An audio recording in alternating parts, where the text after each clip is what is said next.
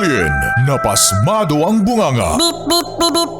Ang tagalupa na viral ang mukha. Bip, bip, bip, bip, bip. Bumibip, bip, bip, bip, bip, bip, bip, bip, bip, bip, bip na ba? Ang lahat! Martian! Enrico Pañero! Bip, bip, bip, bip, bip. Bip, bip, bip, bip, bip, bip. Bip, bip, bip, bip, bip. Tilaok! Tilaok! Bip, bip, bip, bip, bip. Ito na ang 101.1 Yes FM Balitang Hoy, sa mga yes pre natin dyan na merong kamag-anak sa ibang bansa, most especially mga yes friend dyan sa may Middle East, no? Ngayon ay usap-usapan pa rin mga yes friend ang nangyari dyan sa may Bahrain, no? Kung saan ang mga OFW na mga yes friend natin ay pumunta para humingi ng tulong, pero ang ginawa ng isang staff ng mismong embahada ng Pilipinas ay Pinagtabuyan ng kapwa Pilipino! ayun, tama yun, Martian, ano? Sinabi na umalis kayo dahil wala kayong schedule, no? Pagkatapos, sinabi rin mga yes, ito yung pinakamalupit na sinabi ng lalaki doon sa mga OFW na pumunta sa embahada. Ano sinabi, Martian? Walang pondo sa Pilipinas! Walang pondo! Naku, wala daw pondo! Wala daw pera ang Pilipinas! Walang pera! Tapos sinabi pa ng lalaki. Ano sinabi ng lalaki doon sa embahada sa Bahrain?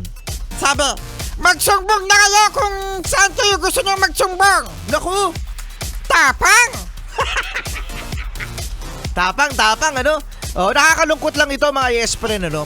Dahil sa pangangamba ng mga OFWs sa Middle East, no? At gustong-gusto nang umuwi mga yes friend ng ilan o karamihan. Actually, marami na rin mga yes friend, ano? Nasabi nga parang 1,000 yung gusto nang umuwi dahil puro bombahan, puro pagsabog ang mga nagaganap ngayon sa Middle East, no? Nadamay na yung mga ibang mga bansa.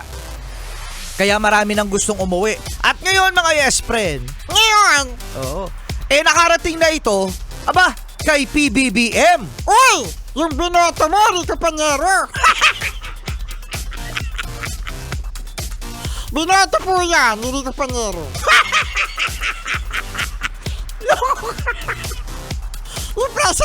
yung president mo. Nakakainis. Si Martian kasi. Dali na. So eto na nga mga yes friend.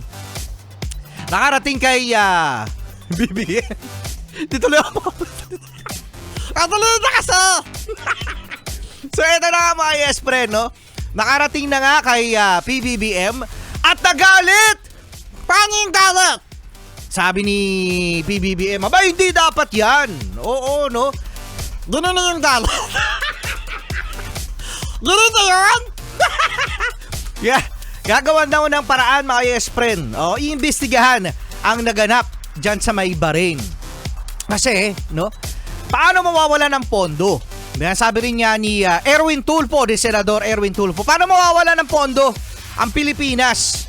Diba? At tandaan natin mga yes friend na ang mga OFW ay ang mga bagong bayani. Correct! Mga bagong bayani yung mga remittance! Ay, ang laki-laki mga yes friend na mga remittance na na binibigay, pinapadala dito ng mga OFW pagkatapos kaganyanin lang.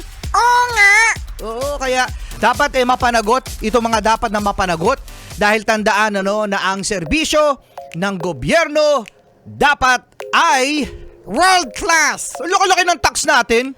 Pagkatapos yun ang sasabihin, walang pondo.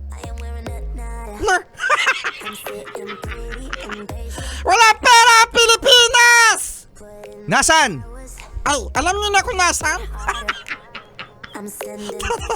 Nasa maleta?